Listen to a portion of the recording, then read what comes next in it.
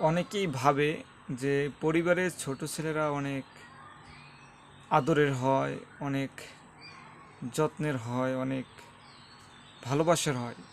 হ্যাঁ, আমি বলি যে ভালোবাসার থাকে কখন? সে যখন স্কুল লাইফে পড়ালেখা করে ওই পর্যন্তই সে তার পরিবারের কাছ থেকে ভালোবাসার এবং অনেক আদরের থাকে। যখন সে বড় হয়, তার স্বপ্ন পূরণ করার তীব্র ইচ্ছা জাগে, পরিবারের কাছে আবদার করে, তখনই পরিবার তাকে দূরে ঠেলে দেয়। পরিবারের সামর্থ্য থাকা অবস্থায়ও তারা সেটা দিতে রাজি হয় না।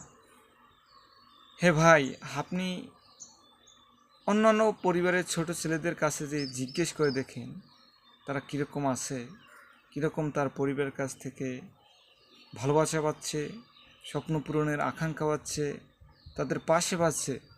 কিন্তু ওই যে ছোট ছোট লেখা থাকে ভাই, যে পরিবারের ছোট ছেলেরাই সব থেকে সুখী হয়, তারাই সব থেকে বেশি অবদান এবং সকল কিছুর ভাগ বেশি পায় পরিবার থেকে, এটা সব থেকেই মিথ্যা ভাই।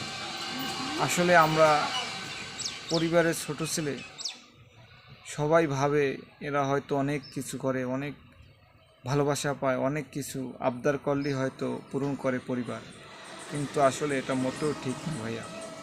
আমি ভাই পরিবারের ছোট ছেলে, আমি আমার স্বপ্ন পূরণের তীব্র আকাঙ্ক্ষায় আছি, কিন্তু আমি আমার স্বপ্ন পূরণ করতে পারতেছি না।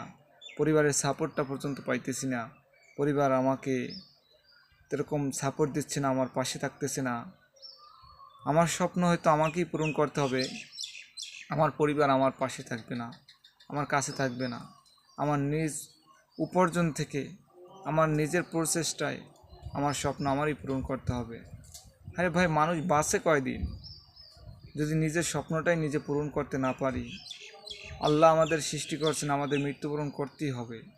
টাকা পয়সা দিয়ে কী হবে? হিংসা দেমা এগুলো দিয়ে কী হবে?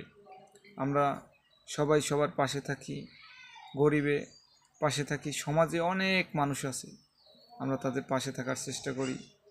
এবং দেখেন ভাই, শেষমেশ এই পরিবারের ছোট ছেলেই কিন্তু এক সময় যে তার পরিবারে হাল ধরে, এটা কিন্তু একবারে বাস্তব কথা।